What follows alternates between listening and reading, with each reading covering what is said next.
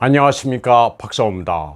우크라이나의 뾰트르 차이콥스키 국립음악 아카데미가 이번 주 초 학교명에서 차이콥스키를 빼라는 키예프 당국의 요구를 거부했습니다. 러시아의 특수 군사작전 이후 우크라이나는 러시아와 관련이 있는 것이라면 모두 지운다면서 도로명과 기관명을 바꾸는 게 유행이었습니다. 레흐 톨스토이 광장을 우크라이나 시인 이름인 바실 스투스로 바꿨고, 뿌시킨 거리를 러시아의 공격을 비난한 미국 작가 스티븐 킹으로 바꾸라는 제안도 있었습니다. 그러나 키예프에 있는 뾰트르 차이콥스키 국립음악 아카데미 이사 측은 목요일 회의를 갖고 이 같은 러시아 흔적 지우개 행렬에 동참하지 않겠다고 선언했습니다. 이 학교 이사회 멤버면서 유명한 우크라이나의 작곡가 유리 신스키는 정부와 군대는 전투를 하지만 문학에는 절대 그럴 수 없다. 문화예술계는 스스로를 풍부하게 하기 위해 경쟁만 할 뿐이라면서 이같이 밝혔습니다.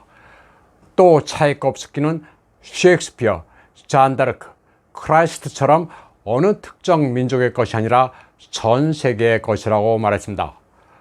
립신스키는 또 차이콥스키는 그의 혈통을 굳이 따지지만 러시아인이 아니기 때문에 학교명에서 빼서는 안 된다고 설명했습니다. 차이콥스키의 부친은 자포리지아의 코사크족 출신이고 그의 모친은 프랑스계였다고 립신스키는 말했습니다. 참고로 차이콥스키는 러시아어와 우크라이나어에서 모두 갈매기를 뜻하는 단어 차이카에서 유래된 것입니다. 차이콥스키는 우크라이나를 놀랄 만큼 사랑했으며 작품 일부는 우크라이나 포크 뮤직에서 모티프를 가져왔다는 게 립신스키의 설명입니다. 실제로 차이콥스키의 교향곡 2번은 말로러시아, 리틀 러시아였습니다. 리틀 러시아는 오늘날의 우크라이나입니다. 우크라이나는 동슬라브 문화의 중심으로 9세기 키예프 루시 공국 형태로 존재했다가 13세기 몽골의 침공으로 사라졌습니다.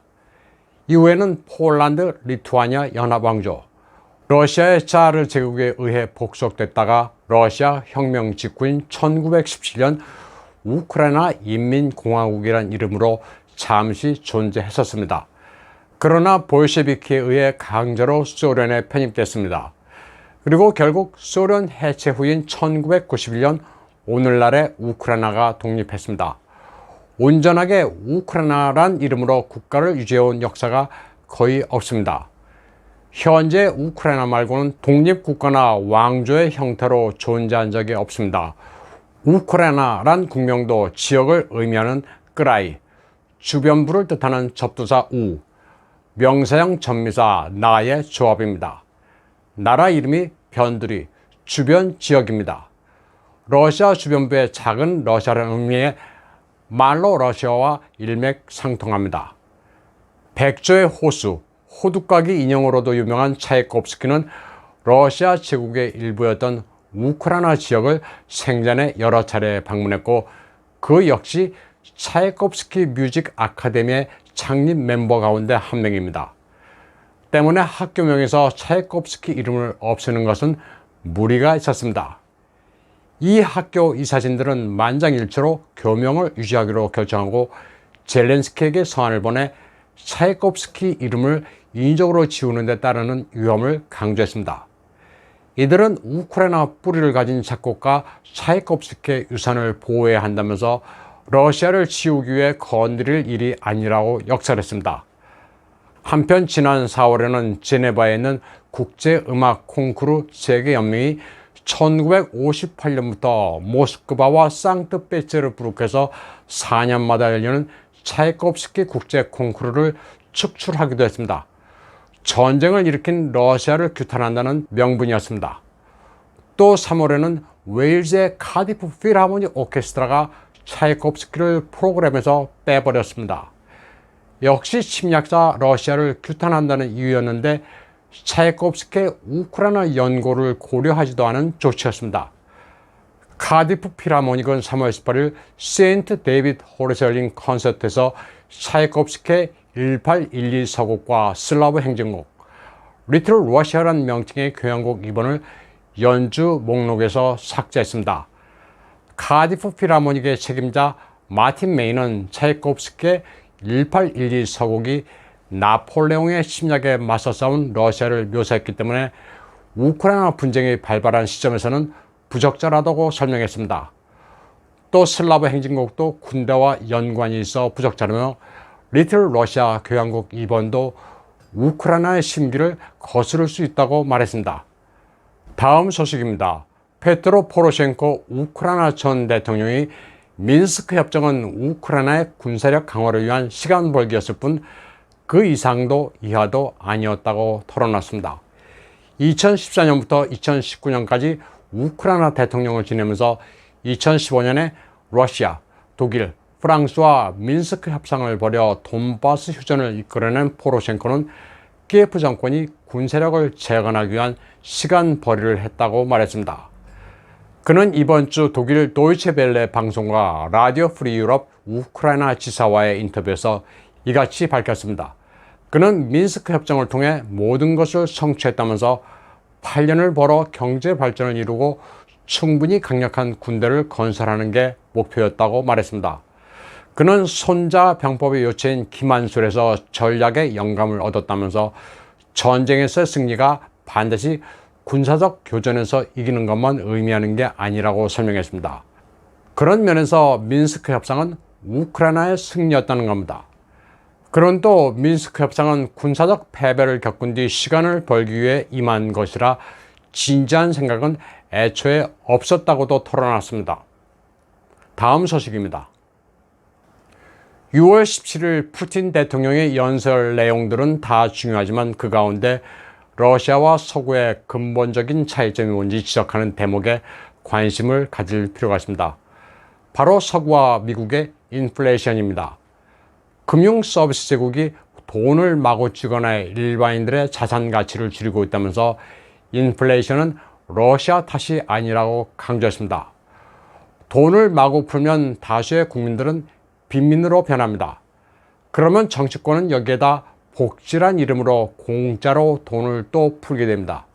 이게 바로 사회주의화입니다. 지금 러시아와 서방은 위치가 완전히 바뀌었습니다. 러시아가 오히려 건전한 시장 경제 국가입니다. 러시아는 공산주의 국가가 아닙니다. 삼권 분립과 개방된 시장 경제, 선거제도, 거주 이전과 종교의 자유가 있는 나라입니다. 공산당이 있기는 하지만 소수 야당입니다. 푸틴 대통령은 문학적 소양도 상당합니다. 포럼에서 자신의 건강 문제를 물어보자 그는 미국 소설가 마크 트웨인을 인용하면서 내가 죽는다 어쩐다 하는 소문은 과장된 것이라고 말했습니다. 이는 마크 트웨인 전기에 나오는 일화를 패러디한 겁니다. 마크 트웨인 전기에 따르면 한 기자가 마크 트웨인에게 요즘 선생님이 오늘 내일 한다는 기사가 있는데 그게 맞는 거냐고 물었습니다. 그러자 마크 트웨인은 그거 부풀려진 거야. 그걸 믿냐고 대답했다고 합니다. 마크 트웨인은 러시아인들에게 가장 친숙한 미국 작가입니다. 마크 트웨인을 러시아인들은 마르크 뜨베인이라고 합니다만은 푸틴이 저런 일화까지 들어 조크를 하는 것을 보고 저도 놀랐습니다. 6월 17일 상트페테르부르크 국제경제포럼에는 중공의 시진핑도 화상으로 참석했습니다.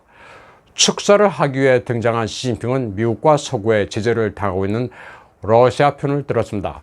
그는 디커플링, 서플라이 체인의 혼란, 일방적인 제재와 최대 수준의 압박에 반대한다면서 무역 장벽을 없애고 세계 산업과 서플라이 체인을 안정화시켜야 한다고 말했습니다. 또 악화되는 식량 에너지 위기를 맞아 세계 경제를 살려야 한다고도 말했습니다. 러시아와 중공이 동맹은 아니지만 전략 파트너로 다시 가까워지고 있습니다.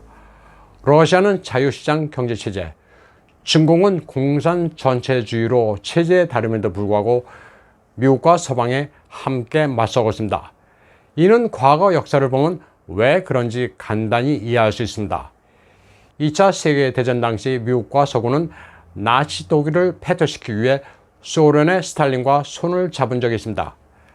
당시 미국이 소련과 손잡은 이유는 나치즘과 공산주의 가운데 어느 쪽이 더 사악한지를 면밀하게 따져봤기 때문이 아닙니다. 나치 독일이 소련보다 강대해 보였기 때문에 스탈린과 손을 잡은 겁니다. 비교적 밀리는 편에 서기로 한 게 당시 미국의 전략이었습니다. 그래야 세력 균형을 이룰 수 있기 때문입니다. 국익에 따라 열국은 맹우가 되기도 했다가 돌연 적으로 변하기도 합니다. 국제 정치는 선과 악이 아니라 이익에 따라 항상 변하기 마련입니다. 오늘 방송은 여기까지 하겠습니다. 시청해주신 여러분 감사합니다.